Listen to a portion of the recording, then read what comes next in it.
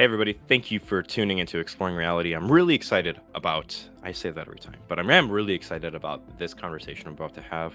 I have a very good friend of mine named Christian who's going to be talking about his story from atheism to Christ. Stay tuned.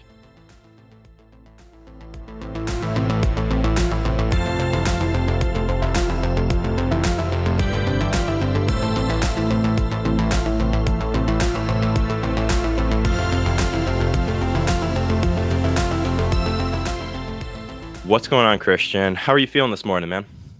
I am blessed, doing great. Yeah, I'm not used to recording at 7:40 in the morning. my my kids are a little crazy this morning, so if I look a little disheveled, that's why I'm still looking this way. Um, you've not been on a channel before, so just for the people that don't know who you are, why don't you just introduce yourself, and let them know what we're going to talk about, and plug any of your stuff that you're doing now, that you want to plug as well. Well, really quickly, I'm interrupting the flow of this. Can Yeah, you hear any background, like fan or anything like that? Because I can turn that stuff off. no, you're totally fine. Okay, cool beans. Did you want to redo that so that there No, isn't the? nope, it's genuine. Let's do it. Okay, cool beans. I'm Christian or Christian James or CJ. You can call me whatever you'd like. Um, Or not fan. I Yeah, or not fan. That works too. In contrast to Than over there. Um, right now I'm a linguistics student at UWW, University of Wisconsin Whitewater. I'm a game developer. I make video games as well, and I am a amateur part-time theologian who's really interested in Christian theology. So that's me. Awesome. Do you have anything you wanna plug, like a TikTok channel or anything like that? Oh no, I mean if you care, you can look up Christian James on a bunch of different social media platforms, but I don't really use those. I'm not big on social media. So Fair enough. Cool. Awesome. Okay, so, well, what we're mainly gonna be talking about here is just gonna be your story.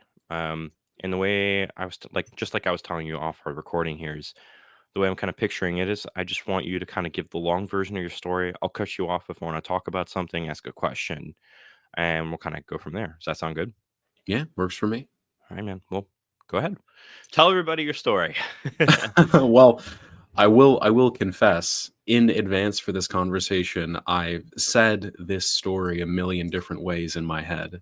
privately, trying to figure out what's relevant, what's not relevant, what's worth digging into, what's not worth digging into, what would take too long to talk about at Yeah. length. Because really this is a 4 to 5, 6 year story that really could be a 10-year story if you take it all the Mhm. way back there. So here's what I'll say briefly initially. I was raised Lutheran Christian. I went to two different Lutheran churches when I was younger. The first one I went to from ages when I was born to, I would say, right around fourth grade, fifth grade. And then we moved about a mile down up the hill to a different Lutheran church. This is a small town in Wisconsin. So, as you can imagine, there's a lot of churches everywhere. Yeah. And there were two Lutheran churches literally a stone's throw from each other.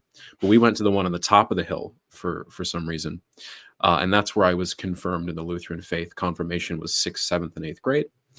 And I would say, to sort of give you a picture of my faith at that time, I didn't really understand what Christianity was for probably that entire time. I Mhm. could have told you that it was about Jesus. I could have told you that the Bible had something to do with it. Mhm. And I could have told you that I believed in God and heaven and angels. Like, I could have told you the general stuff, but Yeah. if you would have asked me, what does it mean to be a Lutheran as opposed to a Baptist or a Catholic or an Anglican or anything like that, I would have said, "What are those things and who are you?" Because I wouldn't Yeah. have been having those conversations.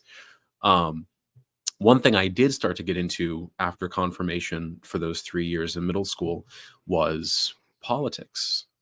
And I bring that up only for the sake of building the story of me. Yeah. Um, this was 2016, my freshman year of high school. So as you can imagine, the political discourse around 2016 was relatively vibrant Yeah. at the time.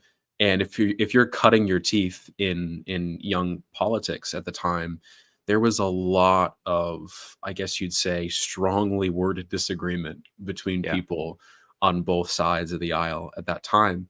And I really didn't have any interest in theology or philosophy, but I did sort of get bit by the political bug, or the political Yeah. philosophy bug around that time. And I became what can only be described as a disagreeable little brat Yeah. for the rest of my high school days. Just like any Uh, politician, right? yeah, yeah, I was disagreeable, I was frustrating to talk to, I wasn't particularly charitable, and worst of all, I didn't really know much. So because of Mm, that, I had to make up my gaps of knowledge with, either rhetoric. talking faster or using a lot of rhetoric or dominating the conversation or being frustrating to talk to, and all of those kinds of habits that I built up only got reinforced by joining speech and debate in my sophomore year. And I started to become a really difficult person to talk to about Mhm. issues that were really important, as is evidenced by the fact that all of my teachers, all of my friends at the time refused to talk politics with me unless I would badger them to talk politics about me because I was seriously insufferable at the time. Fair enough. Maybe still I a fi little bit now, I but find that not really bad. interesting because that's a phenomenon that I see out even just outside of politics. Um, you and I talk about it offline all the time, but like you'll see a lot of Christian apologists jumping onto the internet and they parrot Frank Turek and Craig and stuff like that with understanding the Right. arguments, and then they make up for it with rhetoric that they don't understand the topics. Mhm. I will say this too: the other side of the coin is I feel like as a philosopher, you should at least slightly be annoying to talk to. A little bit, yeah. Right? Like I all my friends here, all my friends around me, like whenever we're talking about stuff, um, they always get annoyed because I'll be like, okay, well, what does that word mean? And like, but I think that's a little bit different. That's like a Right. probing question than a rhetorical one. So Mhm. I'm just like saying like I think sometimes you're still a little insufferable to talk to, but I love you. But it's not because of your rhetoric like density anymore. It's because you just want to probe, and that's like a good thing. So Yeah, I think my practice in being annoying has come a little bit in handy in being a philosopher and being a theologian because sometimes philosophy and theology can be a little bit pesty when you're yeah, talking about people about their worldviews. So for me, it was just I was leaning too heavily into that, and yeah, more importantly than that, I wasn't arguing with people because I was interested in them or their beliefs. I was arguing to win. I was yeah, arrogant and I was frustrating, and I wanted to feel better about myself at the time. So there was no better way to do that than to arm yourself with a bunch of useless political knowledge and throw it at people at the speed of yeah, light exactly. when they were least expecting it. You've just Um, activated my trap card. right, exactly, exactly. It was almost anime-esque sometimes Yeah, and how those things would go down. But you know, anyone talk to any of my friends at the time, and I will try not to be specific with names because I'm not sure if they want me to talk about them yeah, in their private conversations. But um, there was certainly a universal frustration with my behavior around those topics at the time. But, you know, the years go by and I continue to stay interested in politics and I start getting into political philosophy, a little bit of social philosophy, and I start going down to my library here in my hometown and checking out as many books as I can on political history, social history, a little bit of philosophy, although not too heavy-handed. That stuff was still a little bit too esoteric for me, mhm, for my taste at the time. I'm like 15 years old, 14, 15 years old at the time. yeah, And eventually, a really good friend of mine who I was in debate with, he started having questions, doubts, concerns, you know, call it whatever you want to, about his Christian faith. And he wasn't a Lutheran like I was. He was more of like an Anglican Catholic. okay, But he started expressing those concerns to me, and I didn't even know what it meant to be concerned about believing that God existed. I had always thought that God hmm, existed. I never really had any serious considerations of, are there different kinds of Christian theological perspectives? You know, what does it mean to be a Christian?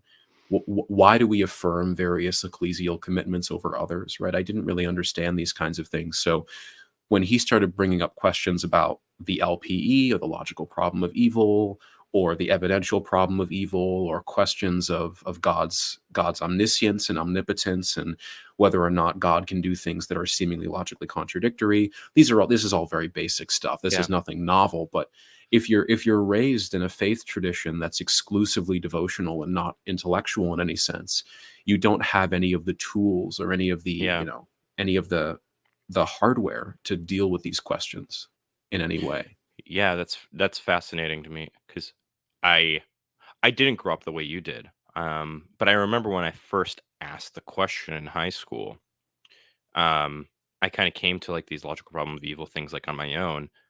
And I remember bringing it up to my friends, atheist Stan was bringing this up to like his Christian friends. And it was very similar to like what you're saying. Like a lot of these people were just like, well, I just kind of never heard of this before. Mhm. Um, or like they've never thought like that before. And that's fascinating to me. It's just, it seems like a very shared experience. Right. You, so you never thought about this kind of stuff before. You did. I actually really love that phrase. I didn't, what was the phrase? It was something along the lines of like, I didn't consider what it was like to like to question whether or not God exists or something like that. So like that was something you Right. just took for granted for a really long time. Yeah. How did that like feel when Mhm. that happened? Well, I felt a lot of things. I think first initially I felt confusion, right? Mhm. I didn't know anybody who didn't believe God existed or anyone that was open about it, not Yeah. believing that God existed. Maybe some people did and just didn't talk about it. But, no one had ever come up to me and said, I'm actively doubting whether or not, not even just that Christianity is true, whether or not God exists at all. Mhm. And honestly, I'm not even sure if I could have told you if I had any reason to think God existed at all, right? It was just a Mhm. belief that I had always had intuitively. And I never really got into theology enough to ever give you some sort of like even like a basic justification or something like that.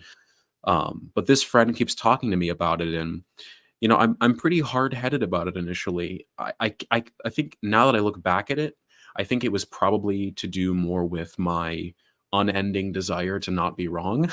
Yeah. So I started, I don't want to talk about this, or why do you even care about this, or those kinds of things, or I didn't really even think of making an apologetic response to the counter apologetic. I was Yeah. just sort of like, why do you even care? Why does this matter? Of course, this is true. What do you mean this couldn't be true? Those kinds of things. But eventually, I started asking some Christian friends around me, and some of them may watch this video, and I just want to let them know because they'll know who they are. This is not a condemnation of you, right? We were Mhm. both in the same position of not really having an intellectual approach to the faith. So because of that, when I asked them these questions too, because I finally let myself be curious about Yeah. these kinds of questions, they either didn't have an answer or gave me answers that I found were incredibly lackluster. Mhm. And part of that was because I started getting I think I remember distinctly the first night when I actually went on YouTube and I looked up Christianity because I was Mm. just, I'm just confused. I don't really know what's going Yeah. on. So I'm like, I'm gonna look up Christianity. And I found the debate between Bill Craig and Christopher Hitchens. Oh, really? And Okay. that was one of the first things that came up. And I certainly wasn't watching that whole thing, but I watched a little bit of it. I think I only watched Bill Craig because I thought Christopher Hitchens was scary, so I didn't like watching Christopher Hitchens. Um, but I was watching it was like this British guy who was like really I know, intimidating, and Hitchens is terrifying if you don't know anything about philosophy. and the funny thing is I'm listening to Bill Craig, and I'm listening to his case for the resurrection, and I didn't even, I'm gonna be totally honest with you, I don't even think I could have told you what a resurrection was. Hmm. Right. I think I knew what it meant for Jesus to be raised from the dead. I think I knew that that's what I thought, but I never heard it spoken in the terms of like resurrection, arguments for resurrection, historical arguments for the resurrection.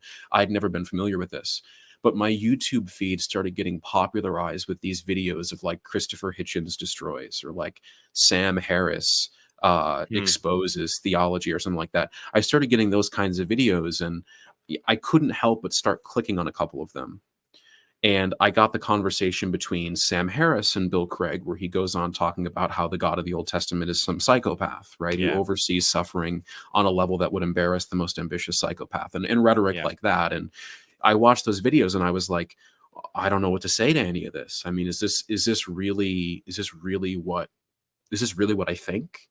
And Yeah. I started asking those questions. Well, then I started putting up blocks. I was like, I shouldn't be watching this kind of stuff because I've always been told that the that Jesus Christ is the way, the truth, and the life, and without him, without belief in Jesus, I couldn't even be a good person. So I was like, I need to Mm, shut this down right now, because if any of this starts meaningfully eating away at my ability to believe, I don't know what I'm going to do. So for a couple months, I sort of just put it to the side. I was like, this isn't relevant. I don't care. I obviously cared and thought it was relevant, but yeah. I was trying to push it to the side. But eventually, there was a moment where I had a conversation with who at the time at my Lutheran church, she was the one of the education directors there. And I had sort of expressed to this person my concerns and my doubts just very briefly, and I got a very, very poorly written and very accusatory response Hmm. of like, I'll talk to you about this, but I don't want to debate about it. Basically, I'll tell you the answers, but I don't want you to be disagreeing, Hmm. right? And I think part of that was because I had a very disagreeable temperament and because I tend to be very difficult to deal with. Yeah. But I also think part of it is that that kind of conversation probably would have been novel to this person I was just gonna who say. who was raised in that same faith tradition. And I don't think that she really wanted to have the kind of conversation that would meaningfully challenge both of our faiths, right? I I almost want to say I respect that. It's Mhm, just the way she probably I don't know what the letter was like, but based off the way you're describing it, right? She probably could have worded it better and just been more honest and upfront with where like humans, we tend to do that a lot, right? It's like, mhm, "Hey, there's this." In her words, okay, I'm imagining I'm her. Let's put it that way. If mhm, I'm writing you that letter, it's a lot easier to say, "Hey, I'm gonna give you the answers, but I don't want you to like give objections." It's a lot easier to be like that than to say, "Hey, I know some of the answers, but I have no clue how to talk about the topics. I don't understand the mhm. topics. I just know the answers. So Right, I'm not the right person to talk to about that kind of stuff." Like that's harder to say because you have to kind of swallow your pride a little bit. right, So I almost want to say I respect her. Like I respect that answer that she was giving. Like that's at least better than some of the stories I've heard in the past of some other right. people, right? And I think initially my reaction to it, more than anything, I think I was just hurt. Hmm. It really felt to me like I was asking these questions in good faith, and I was asking these questions with an honest desire to remain Christian. And it really felt like everybody that I asked either didn't have an answer or didn't want me to argue with them about it. Yeah. And the only way that I knew how to vocalize my doubts was to be argumentative and to ask a lot of questions. Hmm. And I can totally see how that would be difficult to deal with. And I can totally Hmm. see how that would even seem, may even be disrespectful in the way that I went about it many times during that time. But I look back at it now and all I can say is, I don't think anyone did anything wrong. I Yeah. mean, I think, she set clear boundaries and wanted to have a conversation that wasn't super contentious. And what I needed was a contentious conversation to Yeah. reckon with these kinds of things. I think we just both needed different things out Yeah. of that conversation. So anyway, a little bit more time goes by and I start getting, I guess, what you'd call the initial considerations of what my life would be like if I stopped committing myself to these kind of basic Christian ideas. Yeah. And initially, I was like, well, I mean, even if I don't think that God exists, even if I don't think that Jesus Christ is my savior, I don't know why that would stop me from thinking that murdering people's wrong. Like Hmm. I had these very basic moral intuitions that didn't seem to be related to God's existence in any way. I still persisted in believing them to be true even after I sort of separated God from it. Now, whether or not you can have separate conversations whether or not that's actually true, that a person can have those intuitions meaningfully absent theism being true.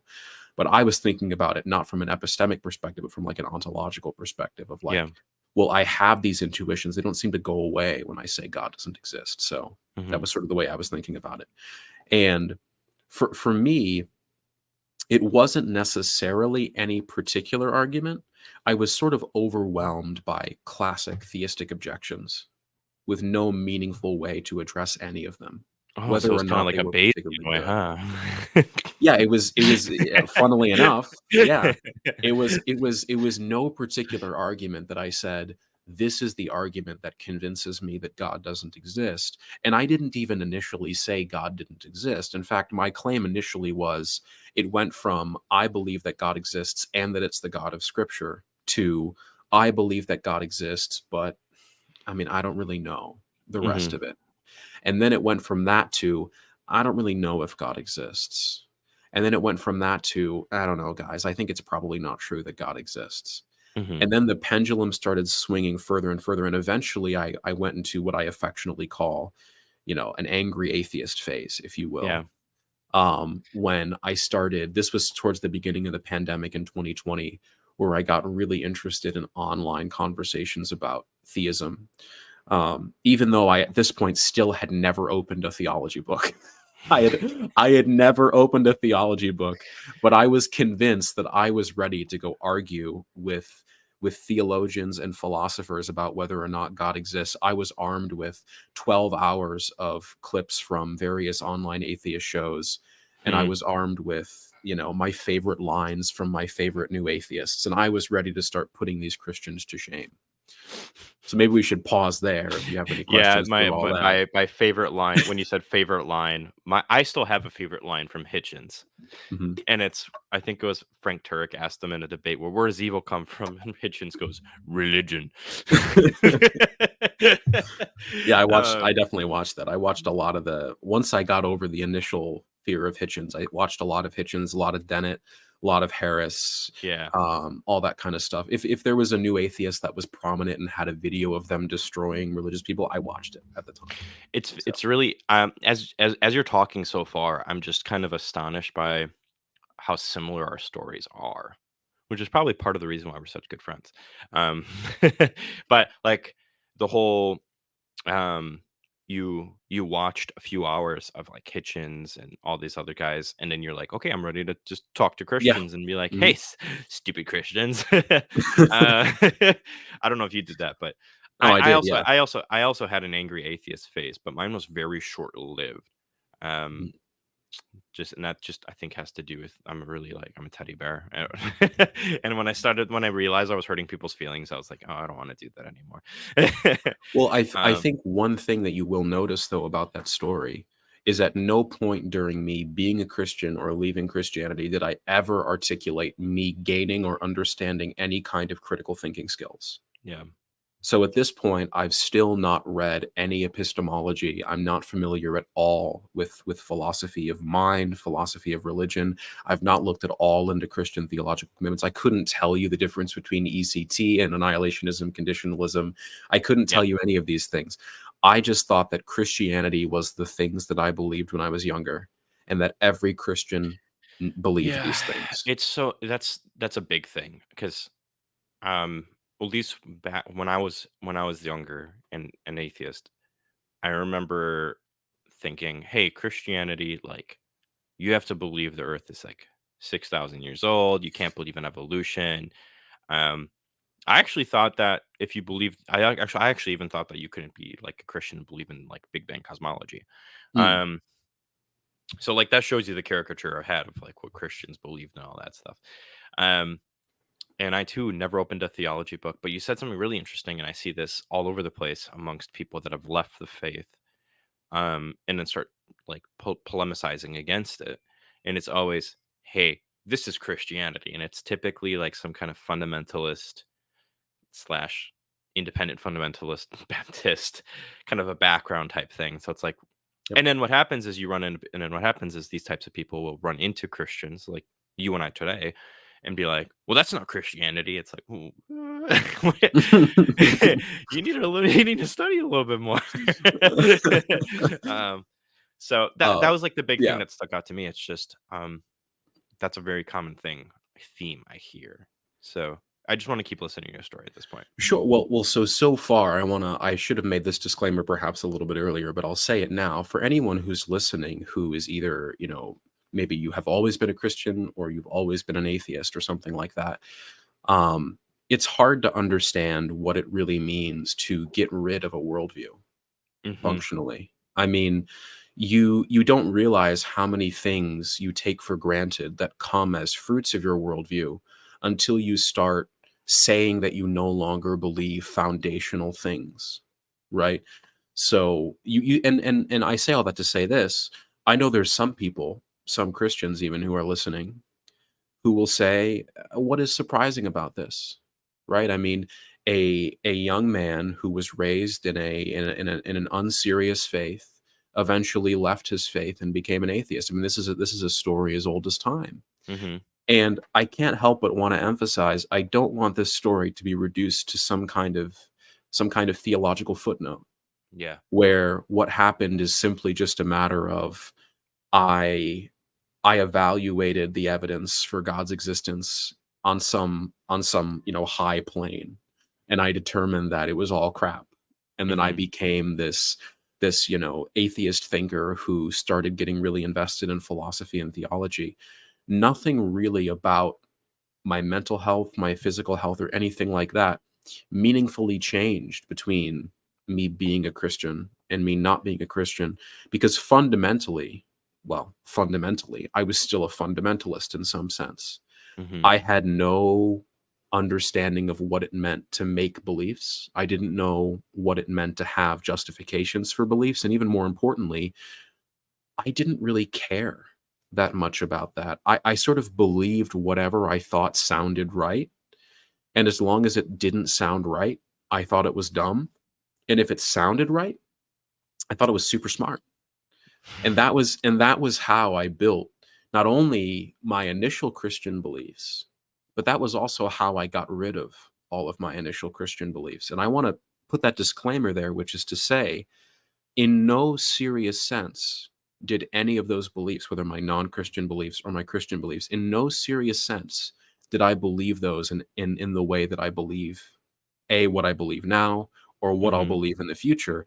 It almost feels like a different person believed those things in some strange way I feel that. because it feels because like right when I make beliefs now, I tend to evaluate the data available and then provide the best explanation for the given data, provided all of the prior information. Right, that tends to be what I do.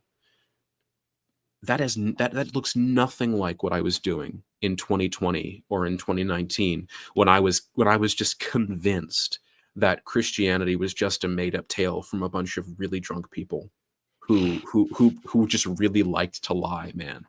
Yeah. So so For to for a grab of power, yeah? Right, right. Any number of alternative historical explanations. So anyway, as you can imagine, this angry atheist phase was just a delight.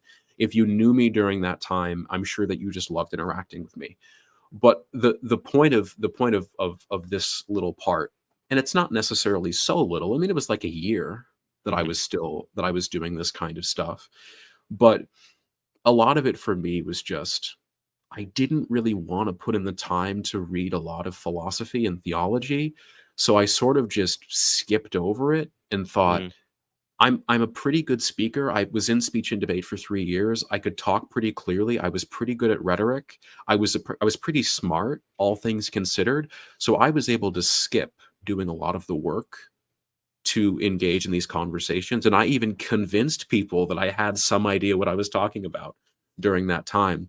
But the truth is, I had never, until that point, even opened a theology book, let alone read it, understood it, and contemplated it in some serious sense. And I couldn't really tell you what started to cool off the angry atheism. I think part of it might have just been time. Mhm. You spend enough time away from the faith tradition and you start analyzing it because it's not so fresh. You start Mhm. asking questions like, okay, what did I actually believe when I was a Christian? Yeah. And what were the things that I was actually committed to? And how many of Mhm. those things did I really believe? And how many of those things was I just told that were a part of the things that I believed? And I started asking those questions. And I would say the first real time that I got because I was convinced, I was like, I'm never going to be a Christian again. Never going to be a Christian again. Part of that was because um, I thought that Christianity was dumb and stupid. That's obvious that I thought that. But the secondary part of it's more interesting, which is I didn't want to go through that whole worldview shift thing again. It took a long Mm. time to talk to people Yeah. about what I thought. It took a long time to tell people, "I'm an atheist, I don't think God exists." I was so invested in having explained that to every single person who ever met me, that changing my beliefs again was becoming less and less of a viable option. That's very interesting. This isn't really related to what you're saying. Well, it is related to what you're saying, but it's not related necessarily to you. Whatever. I was talking to a sociologist recently, and there's a phenomenon that isn't like published in the literature yet, but it's something that he thinks that should be published in the literature, and it's something called like deconversion bias.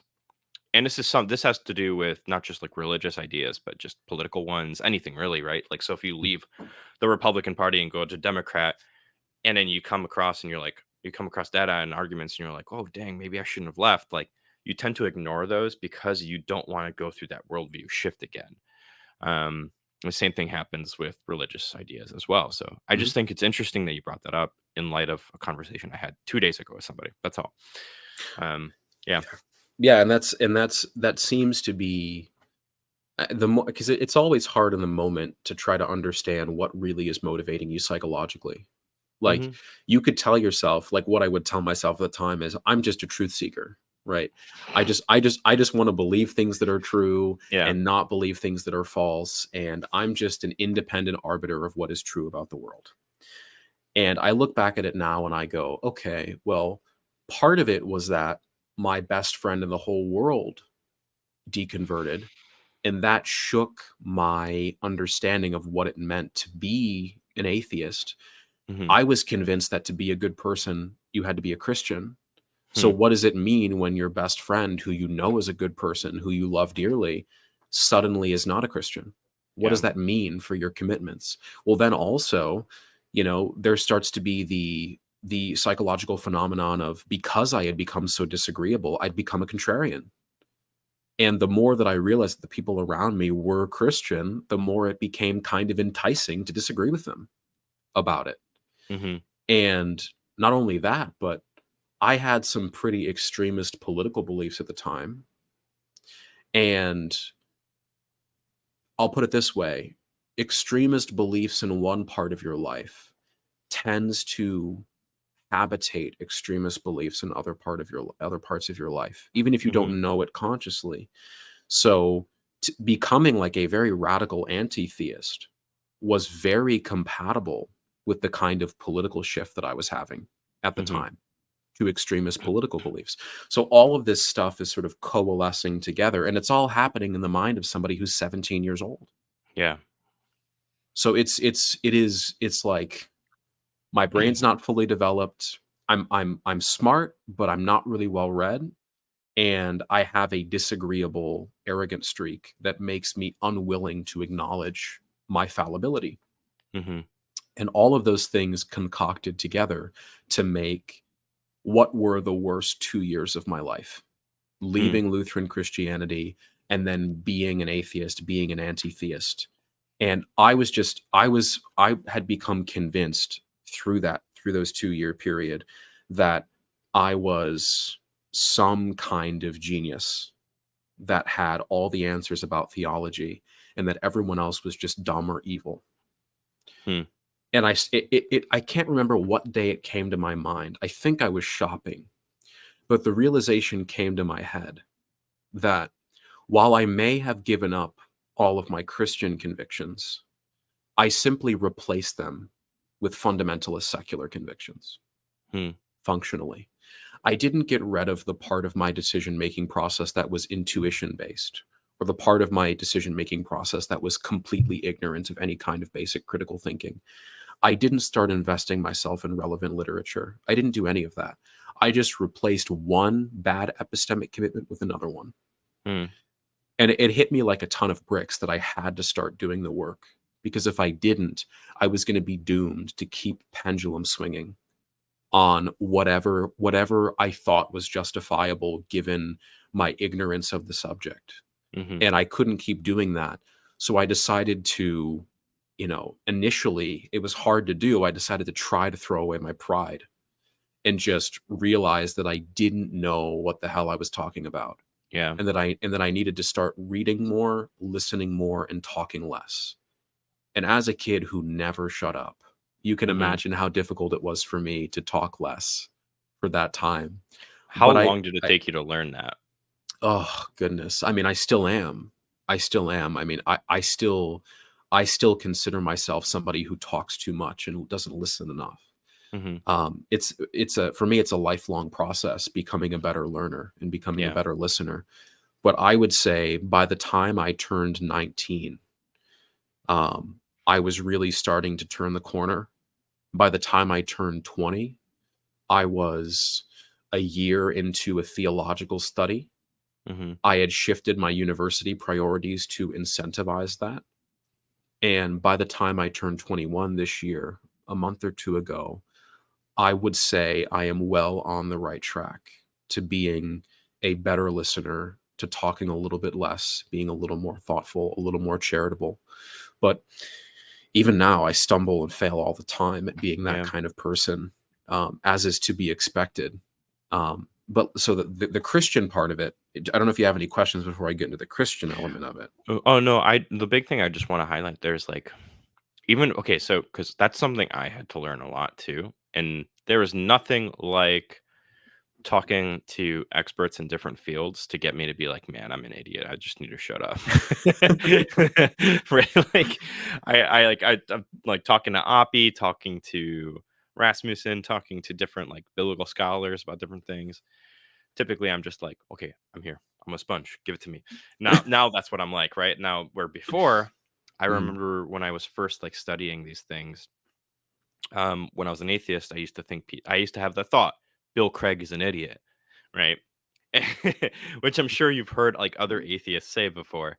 mhm, And now it's, "Okay, well, I'm a Christian, so obviously I probably like what he has to say now." I disagree with a lot of what he has to say, but I'm still like anytime Bill Craig is talking, even though I think he's wrong on a lot of stuff, I'm still, like, mhm. listening. So the one thing that I noticed that helped with me with that thing was like just getting old. Man, I'm gonna sound like such a boomer here, but when I was your age, it was really difficult, right? And then when I hit like 25, that's when I was just like started mellowing out and being like, you know what? It's a lot easier to just shut up and listen. So Well, just I give it have time. I have people in my life who are a little bit older than me, a lot older than me, who say, this is a comment that I make a bunch about my story, which is it feels like I packed in a lifetime's worth of understanding in that 4-year period. Yeah. It really feels like I supercharged what probably should have been a multi-decade experience. Hmm. And part of that has to do with the fact that I am a bit of an obsessive person who, once I get on track of something, I like throwing myself into it 110%. When I decided that I was going to do when I decided I was going to be politically involved, I threw myself into it 110% and started obsessively reading news articles, and I was reading history, and the same thing with theology. When I decided that I wanted to get interested in theology, that I wanted to get interested in philosophy, I didn't just read a book from Dr. Rasmussen and say, Hmm. "I got this. This is great. I'm done." I started reading from Dr. Plantinga or reading from I did read stuff from Rasmussen as well, but you read from a bunch of different authors, and you don't necessarily read to affirm the position you have. You don't necessarily read to reject the position the author's writing. You just read it and you go, "Okay, this is all very interesting." And you just kind of let it Yeah. settle. And that's what I was doing. Like the analogy you gave with the sponge. I was soaking it all in and then I was letting it settle. What did Hmm. I think? Yep. And that process went on for probably about 6 to 7 to 8 months of me just basically forsaking arguments and just sitting down, shutting up, and realizing that wise men don't talk very loudly when people Hmm. who know a whole lot are speaking. Yeah. And if you walk into a library full of books written by people who have hundreds of years worth of knowledge, if your one goal is to put your book on the shelf, you're insane. Yeah. Right? Just sit down, pick a book, and read. Yep. And that's what I did. I read, I read, I listened to podcasts, and certain podcasts like Exploring Reality started coming across my radar um, at that time, and I started getting other, I guess you'd say, like beyond pop level stuff Mhm. on theology, and I still wasn't really interested in being a Christian. To be clear, I had a lot of cognitive bias against Christianity, and I was pretty much convinced that, okay, well, I'm kind of open to the idea that maybe some God exists, but it's definitely not the God of Christianity. I'm not stupid, right? That kind of stuff.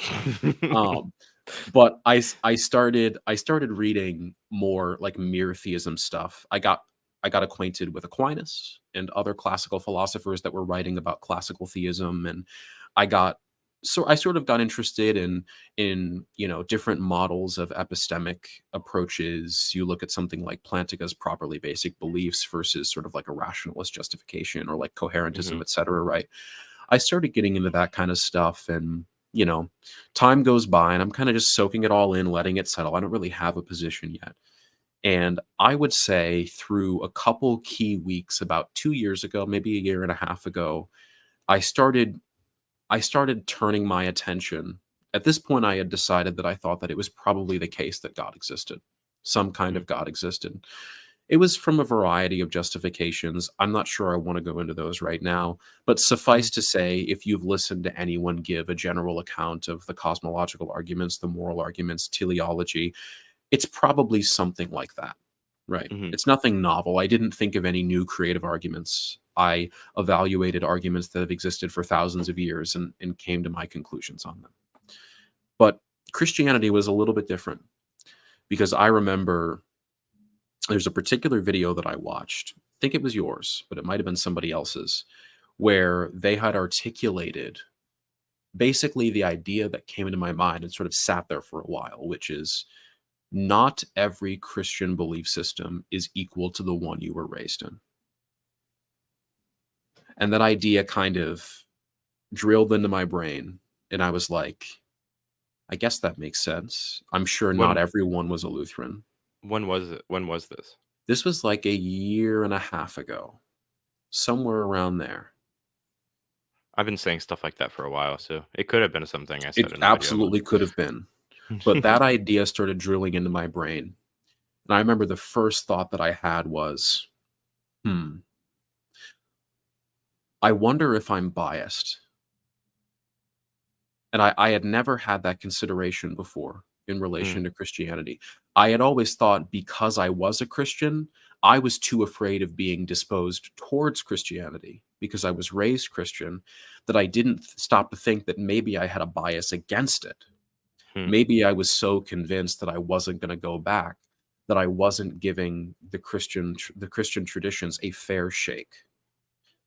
And because of that, I started looking initially into just general arguments for the resurrection. Because again, if you remember, I didn't even know what a resurrection was at like age 16, right? So the idea that I would have any idea what was available in the historical data was laughable. I had never looked into it in any serious sense. I could That's have. so it's so Mhm. interesting that you say, "I didn't know what a resurrection was."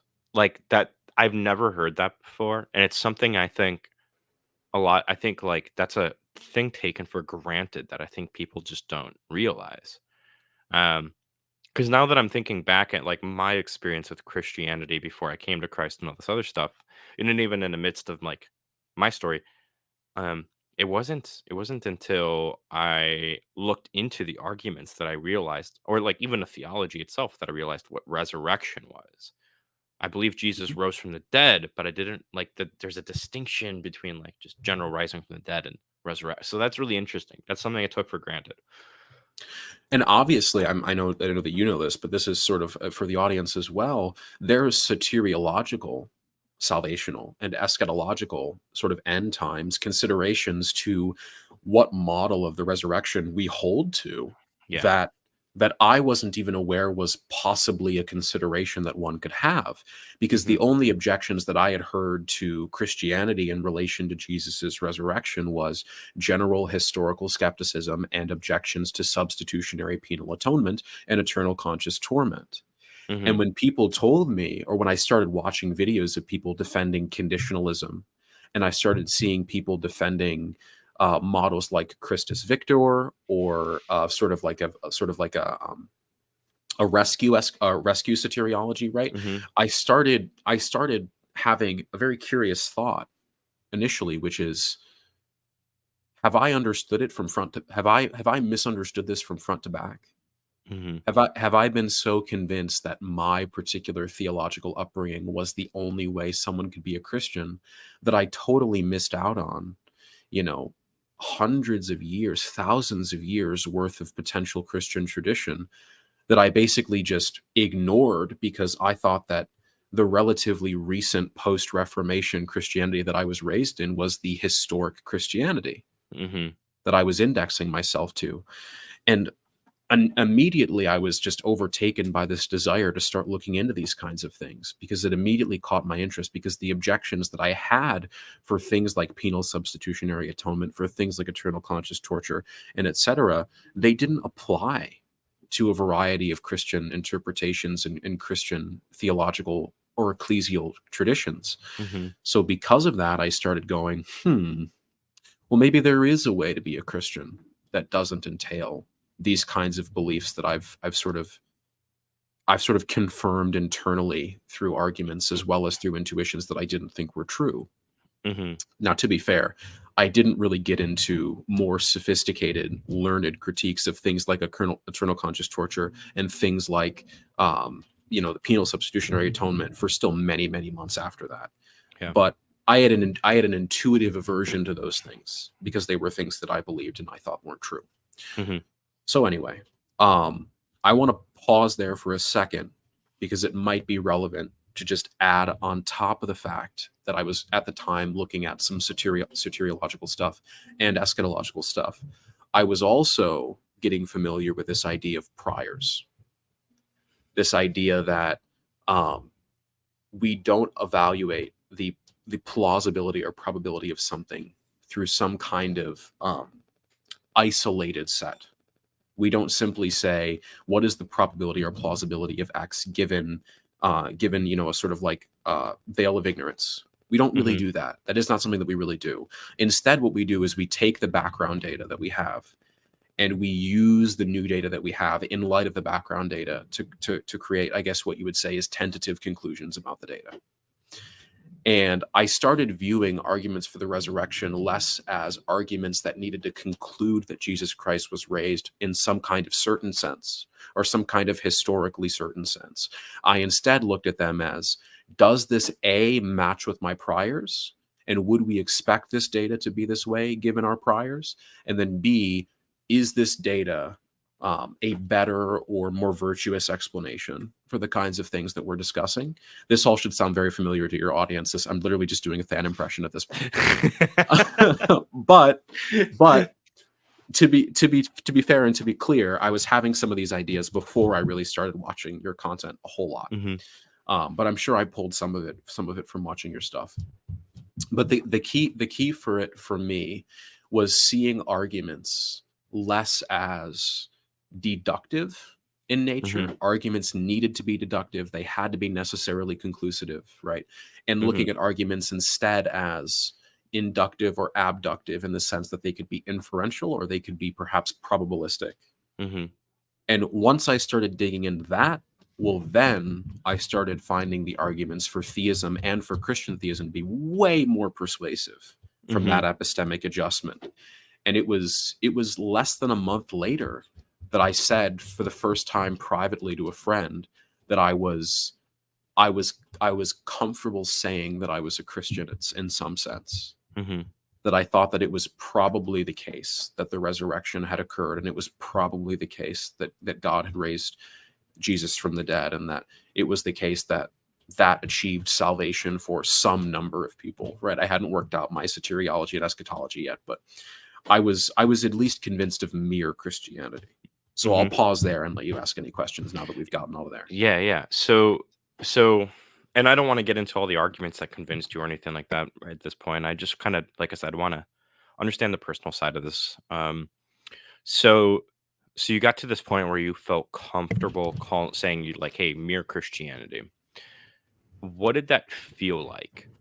Like, okay, it's because there's two moments. One is this that internal, like, okay, I think I'm gonna call myself this. But then there's that second moment where you're gonna tell somebody about it. Mhm. And I remember, at least for me, the harder one was that second moment where I'm gonna tell somebody, hey, I think this is where I'm leaning now. I think this is what I am. Um, what did that feel like? What was that like internal process like for you? Initially, it felt like nothing. I'm Okay. sorry to say. Initially, it was I shouldn't be sorry to say. Initially, um, when I had sort of, I guess you'd say, I was consciously aware that I was convinced that Christianity was true in some mere sense. Hmm. Initially, my reaction was cool beans, right? Nothing, nothing really changed, right? I didn't start fervently praying. I didn't fall on my knees and start receiving the Holy Spirit. I didn't nothing like that. I Hmm. I I had what could be considered a rather hilariously mundane intellectual conversion, Okay. right? I Like an wasn't intellectual assent, but like right, right, I, right, I make a distinction, like because I always tell, like, whenever I get asked about this kind of stuff, I always tell people, like, look, I can get somebody to intellectually assent that it might be true, but I can't make them like change their heart posture, if that makes right, sense. right. So, is that what you're kind of getting at? Yeah, and Okay. that is exactly what I'm getting at. So the second part of your question is when you tell somebody, this was a couple weeks later after the intellectual ascent, which was rather uneventful. I thought I did something wrong, right? I Yeah. was like, 'cause people always tell me like when I believed in Jesus, like I felt angels and like I started feeling like I like all those kinds of things. And Yeah. maybe that's the case. I'm so happy for them if that's the case. But Yeah. like for me, it was just a quiet moment of, I guess I'm a Christian now. Yeah. And when I finally told the first person, and this is a piece of advice that I'll give people who, if this ever happens to you, be careful who you share good news with, right? Sometimes you can share with somebody, something that you're genuinely pretty excited about, and somebody's reaction can make things worse Yeah. for you. So I shared this with a friend of mine who was primarily secular. And I basically got, you're not a Christian. You've been an atheist for the past 2 years. You constantly talk about how stupid it is to believe in God. Of course you're not a Christian. Is this a joke? Hmm. And like for a moment, I questioned it myself. I was like, do I believe? Huh. But it's so funny because in that moment, even though this person was telling me that he didn't believe that I was a Christian, for the first time, and since I had believed a kind of childhood Christianity, for the first time there was some sort of like um earnest impulse in me to insist that I believed, to Huh. insist, not just a matter of I guess I believe or it's probably the case. I insisted, perhaps even a bit rudely, no, I am a Christian. And I would say that was the first moment where it became a little bit more than an intellectual assent, where I felt kind of a conviction that I didn't think I had permission to have Hmm. in that moment. So from there, I didn't tell very many people. One of the reasons why I didn't is because at the time I was only, a year or so removed from making atheist content, like Hmm. making videos online about atheism, arguing and debating in favor of atheism. I was so close to that. And a lot of my friends that I'd made in the past 2 years were secular and were atheists and Hmm. had low views of Christians. So to say that to them, I was not only afraid that they would think of me differently and not want to associate with me. But I was also worried that they would want to debate me and debate bro me. And I was afraid that I would have to spend 2 hours with every single person that I told about this defending why I thought this was the Yeah. case. And even though I had an intellectual conversion, even though I had strong convictions, I knew that I wasn't ready to have that Hmm. conversation in good faith, and I would start resorting to rhetoric and arrogance to get away from their honest questions that I didn't quite have answers to yet. Yeah. So instead of putting myself in a situation where I'd be required to sort of make shit up, excuse my language, right? Yeah.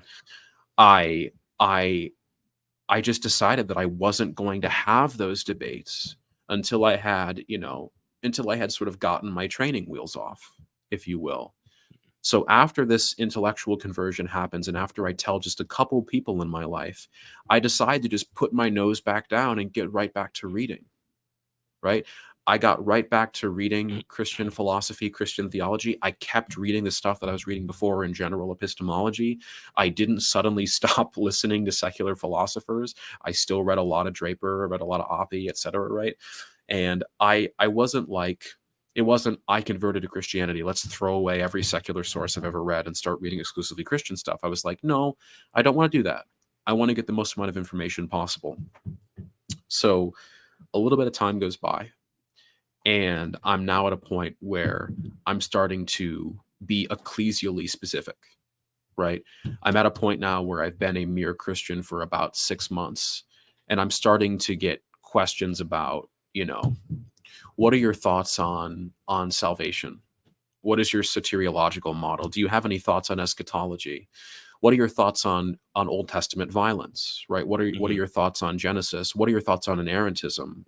All of these questions get brought up, and I was suddenly taken back to freshman year Yeah. when my natural reaction to being asked questions that I don't know the answer to is to start BSing and to start talking, out of my ASS. Mhm. And I just decided in those moments to just go, I don't know. I don't know what I think. That's I the don't best know. answer you can give. I'm reading about it. I care a whole awful lot about it. This is something I think about all the time, but if you're asking me what I'm committed to, I don't know. I couldn't Mhm. tell you. And there was a level of freedom that offered, because it allowed me to genuinely consider the options that I had, and I'm still obviously always considering them, but it also did another thing for me. It motivated me to really commit myself to understanding the issues, because I knew that I could be properly agnostic on these doctrinal commitments for as long as I needed to want to take firm Yeah. positions. And my friends around me, point at Dan, encouraged me, and other people encouraged me to take my time, to be thoughtful, to not feel like I had to commit ecclesially to a variety of commitments, and sort of ease my way into what would be a more serious theological worldview within the Christian tradition.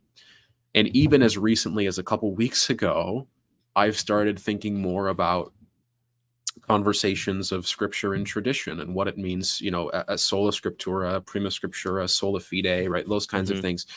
Those are things where I'm sure people in the audience are going, I heard about that 20 years ago. It's like, remember, I'm 21, Yeah. right?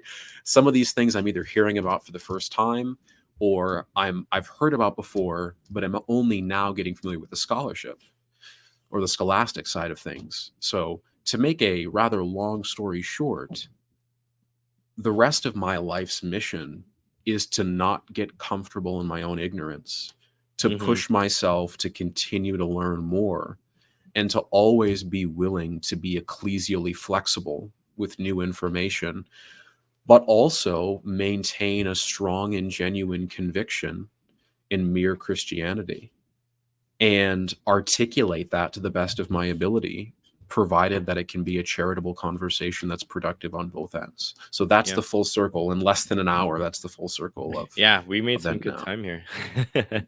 So I'm Um, sure you have at least a couple questions to extend it by a little bit, but yeah, yeah. So there's a lot of the obviously there's a lot of questions here, but um, so let's start here actually. Yeah.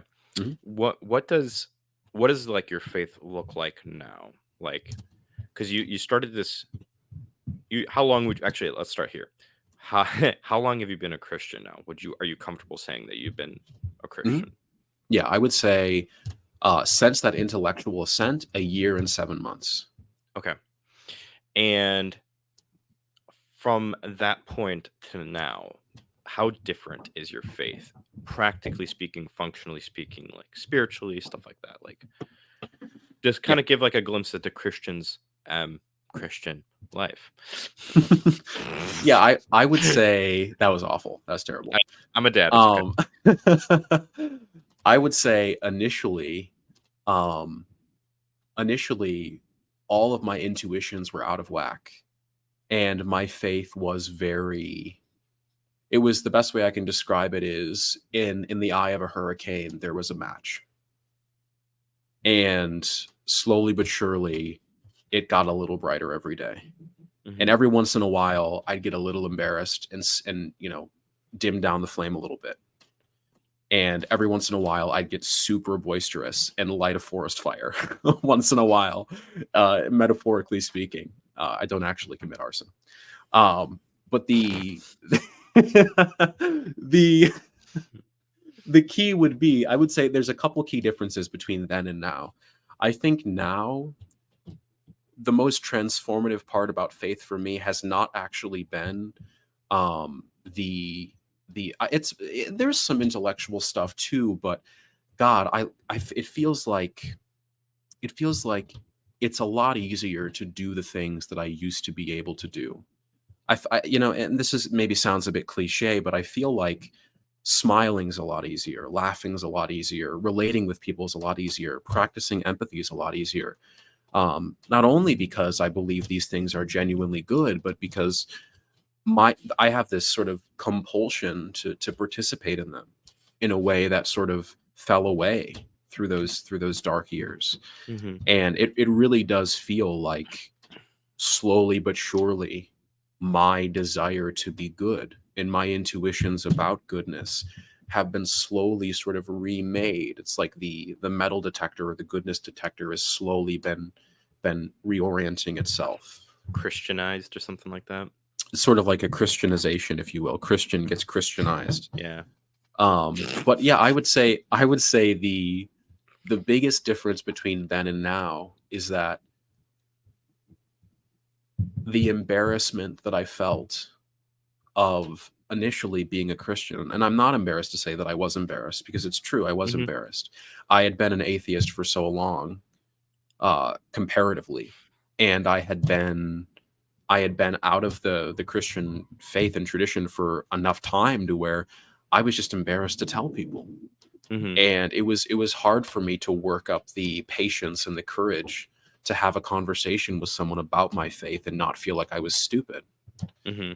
And I think the biggest difference between then and now is I am so excited every day when I wake up to not only talk about it, but when people ask me questions about it, I'm so riveted and I'm so I'm cheesed out when people are genuinely interested. Yeah. It makes me so excited to talk about it, not just the intellectual stuff, because that's a lot of that's ego padding for me. Yeah. It's like I like talking about the intellectual stuff because it makes me feel really super smart. But the emotional stuff is cool too because when someone takes a genuine interest in what it means to me, what it's Hmm. done for me, how it motivates me, those things are cool to talk about because Yeah.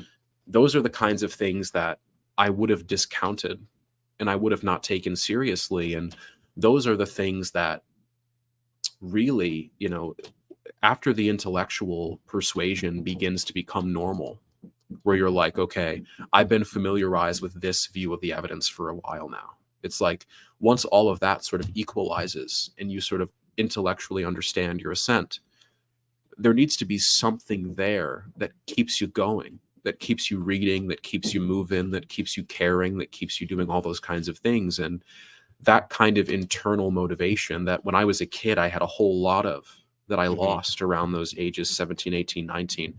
That internal motivation has started to reignite in a very strong way. Yeah. So I would say No. that would be the biggest difference Yeah. between No. the two. I love that, and I'm really glad that you kind of learned that so early on because I've been a Christian almost 8 years now, and it took me to be like year 6 to learn that, and it's not until just like about it like a year ago where I was more open to talking about this kind of stuff publicly. For me, it was like a fear thing because like it's like, well, if I talk about the emotional aspects of my faith and like the more like deep relational aspects of my faith, people are just gonna ignore all the work that I do and just be like, "Well, you're just biased. This is all. It just makes you feel good, right?" Feel good Christianity. And then eventually I just got to this point where I was just like, I was praying one day, and I don't like it. It sounds super Christianese, but it's like I like it was like God was trying to tell me. It was just like you cared way too much about what people think about you. Be open about this kind of thing. And so that's what I've started doing recently. And um, I'm just really glad that you've learned that lesson, because like there's so much freedom to just being able to just talk about the things God does for you internally. Like, why would you be quiet about that? I don't get I, it. I So honestly, I think a lot of it has to do with the fact that we sometimes as Christians, we convince ourselves that we are uniquely guilty of bias, yeah, exactly. that we are, for some reason, because Christianity does wonderful things for us, that somehow is a disqualifier for the otherwise intellectually rigorous Christian traditions and faith. It's like, Yeah. I don't think that it's a disqualifier, and I would argue that, intellectualism, or the pursuit of intellectual Christianity, should be a part of every single Christian's diet. Hmm. But if you're the kind of Christian who's very intellectually focused, like I think we both are, it pays off sometimes to just sit down and smile and go, just make the daily affirmation of, man, it's so awesome that I get to talk about all this intellectual stuff, but man, when I woke up today, I felt so good for no freaking reason. And that's Yeah. so awesome, right? Yeah. Those small things, and you know, reduce it to bias if you have to, but if your worldview demands that you view it as some kind of disqualificatory bias, I mean, I won't stop you. But Yeah. um I just encourage Christians, let yourself feel good about your faith. It does Yeah. good things for you. Let yourself feel good about it. Yeah. Yeah, I mean, for the people that want to call it bias, it's just like, let's cash this out in a Bayesian sense, right? It's like, on the condition Christianity is true, it makes sense that people that follow Christ would have this kind of existential fulfillment, yeah. Right. But so yeah, I love that you learned that. I love that you're feeling that. We can, if you want to, we can briefly talk about orthodoxy, Yeah, please go ahead. I think if that that'll would be cool. be interesting. Yeah. So I don't want to say I dread talking about this, but for any Protestant brothers and sisters who are listening, you might want to brace yourselves because I'm going to articulate some concerns that I have with Protestantism that I think might be frustrating. So if that's the case, listen with an open mind, but also recognize that I'm trying to be humble enough to recognize that I don't know everything and I could be Mhm. wrong about this. So one thing when I initially converted to Christianity that started to bother me immediately was, how do we actually know what scripture means? Like, surely we know what it says. Well, at least maybe we do, provided that we have an accurate translation, or provided that we read the Greek or Hebrew. But if we don't, right, or I should say this, even if we do have those things, how can we be sure? How can we be confident that the meaning that we're getting from scripture is not simply a reflection of our own private intuitions, and is instead a reflection of what the text is actually, quote, intended or historically means in reference to Christ? And that question came up initially, and I was like, that seems like the kind of question we're going to deal with tomorrow. And I Yeah. would I would put it off for a while. But eventually I started having conversations about denominations and about ecclesial commitments, ecclesiastical, just commitments, church doctrine, etc. And one of the first things that bit me about it was, if it is the case that ultimately Christian convictions are a result of Holy Spirit guidance plus some sort of scriptural interpretation, it seems sort of strange that someone could be A, genuinely Christian, and B, genuinely disagree about what a particular text says. And I think I tried to reconcile that initially by just saying, well, maybe it's the case that like both interpretations are true in some sense, right? Mhm. that like someone who is genuinely Christian could read a particular text a particular way and do so erroneously in some ways, but it's not really an essential part of the Christian doctrine, and therefore it's not really that important. But the concern started to bother me a little bit more on a different level, which is, you know, this is sort of a linguistic concern. If it ultimately is the case that what is true of Scripture is filtered through our understanding of it, we have to be at some level confident that the canonized 66 plus the translations of those are reliable to the original manuscripts. Hmm. And those questions started coming up, not as, I wouldn't say they came up as doubts of the truth of Christianity, but they did come out as doubts of post Reformation Protestantism, Hmm. which seems to me to be happy about its rejection of its associations with historically Orthodox Christianity. It seems to be perfectly happy to say that early church fathers, the Cappadocian fathers, etc., as well as early Christian beliefs, they seem to almost relish in the fact that they don't believe what those early Christians believe, that those early Christians were wrong. But I asked myself a question on this issue, which is, do I want to believe things that are historically indexed to the actual Christ that really had an earthly ministry and then really gave Peter a church? Hmm. Now, obviously, you could interpret that text differently and say that Peter wasn't given head of the church, the early church, right? But I'm sort of not on that camp. But anyway, whether or not you interpret it that way or not, it seems to me to be wholly irresponsible for interpreting scripture to be entirely up to our own private intuitions. It seems like we need to have some way to index it historically. So that's when I started looking into things like Catholicism and Orthodoxy. And without jumping too much into the discussions between Orthodoxy and Catholicism, because trust me, I could go on for far too long about Yeah. papal supremacy versus papal primacy, and Yep. questions about whether or not the father precedes, etc. Those are all conversations that you can have between your Orthodox and Catholic friends. But the bottom line is that both Orthodoxy and Catholicism seek to align themselves not merely with the correct private interpretation, but with some sort of public association with the historical Christ through apostolic succession and through some kind of genuine historical claim that this is the church that Jesus Christ founded. Now, not saying some Protestants don't think that of theirs. Just not true in my experience. So I committed myself. This is a recent development within the past 3 to 4 months. I committed myself to going to an Orthodox church and wanting to live as an Orthodox Christian, commit myself to Orthodox ideas and just try it on for size, Hmm. right? And I found incredible fruits from it, and I found myself becoming more and more formidable, not only as a person and as a mind, but also more formidably loving, more formidably kind. Sense that. Um, so yeah, I mean, not every Christian's going to have the concerns about interpretations.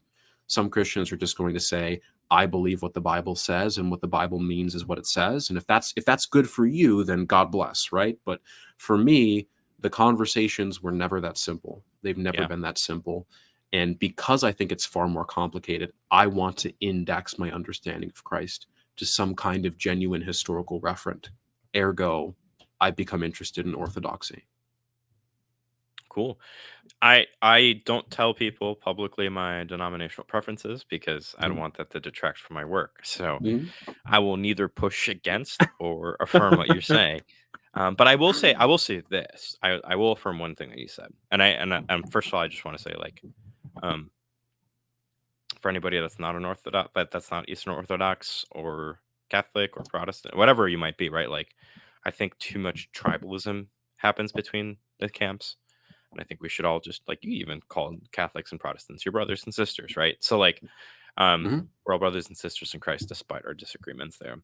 Mhm. Um, but the one thing I will say that I do really agree with is this matter of, like, private interpretation based off of, like, intuitive slash idiosyncratic modern lens readings, right? Um, my line is a little bit different than yours because I actually push against things a little bit. when people like appeal to the fathers. Mhm. I actually kind of go like, well, they're not the context that produced the text. That's like right. Like Yeah, for me, that it's is true, by the way. That is true. yeah. So like for me, I actually prioritize the cognitive environment to produce the text over the church fathers, if that makes sense. Mhm. And then I go to the church fathers, and then from there it's like, By the way, I do think the church fathers did prioritize that context, which is why I think church fathers are still reliable. yeah, I think they did too. I do think some of the church fathers made some mistakes, especially like I just Mhm. like for instance, I think I won't say particulars here. That's just a conversation for a different time. But I do Oh, think no, some church absolutely. fathers. I've been beefing with Saint Augustine for years. No, I'm just kidding. Okay. So like But no, yeah, that Augustine Saint Augustine's everybody's punching bag. but no, But obviously saints are not infallible, yeah, and they have good ideas, they have bad ideas. And we're all working this out with respect exactly. to the best of our knowledge. So obviously, that's But true. we can come together in agreement. That's like, hey, you can't. People don't like this for some reason. Especially people that affirm like the Westminster Confession. They Yeah. don't like it when you and I will say something like, "Hey, you can't just read the Bible and understand truly what's going on." You the reading the Bible alone should be enough to like gain a salvific understanding of God's redemptive plan. I'm fine with that. Mhm. But like you're not gonna just read the Bible and know like what the heck is going on in First Peter 3:19. Right, Mhm. like, you're not gonna read the Bible and understand why Paul is saying women should cover their hair because of the angels. You're not gonna read the Bible and, like, you're not The gonna way read that I've almost described it, Fan, in the past is like if I walk into a class 30 minutes into the class, I may be able to glean what is the general idea of this class. But to then turn around and say, you know, I have some sort of authoritative understanding of this course, and then desire to teach the course coming in 30 minutes late and not yeah, really having the full context. It's like maybe you do understand the general idea of the course, but that's obviously different than, for example, being able to authoritatively teach yeah, on the subject matter itself. exactly. So, I think you and I are in a big agreement there, and I think that's a problem in the Western church that I think you and I both agree on. It's just there's too many people Absolutely. trying to teach that probably shouldn't be. Um, but it's one of those things where I just don't know what the solution is. You know what I'm saying? Like part of it, my theory is that post oh man, what happened what's it called with Billy post Great Awakening or Great Revival, whatever Yeah, it was. the revivalist Yeah. kind of movement. Yeah. Yeah, post that, like there's a huge uptick in people that needed pastors and priests and all that other stuff. Like a bunch of people coming to faith and it's just like, well, we need more leaders that can handle it. But it's just like I think we just had a bunch of leaders that just were not trained, but they just went into the position because they needed it, and I think that's part of the issue that started all of this. If they know what I'm saying? Yeah, yeah. I think, and I want to be clear because, I don't mean to implicate these people as either not true Christians or Oh bad yeah, people or anything like that. I think that we have an honest disagreement with their methodologies and how they approach scripture. And our disagreement is motivated by a desire for them to more thoroughly understand what is true of God. It's not motivated by some desire to implicate them as some kind of, weirdo yeah, who shouldn't be taken seriously. And just because you have those ideas doesn't mean that you are necessarily uneducated and shouldn't be able to yeah, teach, right? I think the point that you're making is a good one, which is, generally speaking, historically in the West, there has been an uptick in people who are teaching radically ahistorical Christian doctrines as if they are true. yeah, And they're teaching them in a way that implies that the only way to be Christian is to hold on to these relatively new, invented ecclesia. yeah, And I think that's the concern that I have. If you want to say something like, I have a different idea about how this all works, and I'm just trying to work it out in fear and trembling, right? yeah, I can come up to that person. I can be like, that's so awesome. Let's talk about it. yeah. But if you're going to say, um, the Unless you listen to Steven Anderson and that's it, you're not a true Christian. or somebody who says, this is, I think what we're both against is a kind of radical sectarianism Yeah. where people basically see themselves as a privileged few who have all the right answers, and everyone else is just a sort of like theological estranged reprobate who's regularly committing heresies hitherto undreamt of. It's like, Yeah. I think there's probably a middle ground between those two that we could probably settle on, I think. Yeah. 100%. Well, hey man, we are almost at like the hour and a half mark. Do you have anything else you kind of want to say, or like any parting words for the audience? Anything? No, I said, well, I'll say time flies when you're having fun. Yeah. That was good stuff. I appreciate it. I'm hoping that I'll be able to join you again on the channel at some point, do some collaborative work. I am very busy, but I am always willing to make the time to come man. on Exploring Reality, best YouTube channel. And as far as shameless plugs go, I mean, like I said at the beginning, I have some social media channels that I don't use, so you'd be wasting your time if you follow them. But if you like wasting your time, you can follow them. And other than that, I'm writing a couple books that'll maybe eventually come out. So I'm sure those will be great when they come out. But they will. I don't really have anything. I remember I read a chapter or two of one of them. Yeah. You sent me something, Mhm. and I liked it. So that was a while ago. I don't remember the details. I just remember liking it. So Neither do I. I write so much. You could have just described something that didn't actually happen, and it just sounds like something that happened. I send people my chapters all the time. fair So enough. Cool, man. Well, I really appreciate you coming on. And if people, I'm really excited. I think we'll have you back on at some point to talk about like the intellectual parts of the journey here. Mhm. Because like for this, I just wanted to talk about you. Not like the intellectual parts of your journey are still you, right? But it's like too often we like make this distinction between intellectual and emotional sides of the faith, and I think they both work together. I actually don't think you can. I think emotions are part of your rationality, but I'm not going to open up that can of worms. True. You're right. But people like to make that distinction, right? It's like, well, you're just Mhm. being emotional right now. It's like, okay, but like, stop for a second. Anyway, I want to have you back on to talk about those types of things too, and just talk about the intellectual journey a little bit more too. So, Mhm. but we'll do that next time. For now, thank you everybody for listening. Go check out Christian's socials if you want to waste your time. And we heard it here first. Exploring Reality is the best YouTube channel. Christian confirmed it, so it has to be true. Thank you again, Christian, for coming on. Until next time, everybody. Absolutely. God bless you all. Hey, if you're watching this, that means you watched the video all the way through, and I am tremendously thankful for that. If you find value in the work that I'm doing, please remember to like, subscribe, and hit the bell notification. And if you want to help me continue to make better videos and more videos in the future, please consider becoming a patron and joining me in this ministry mission. Until next time.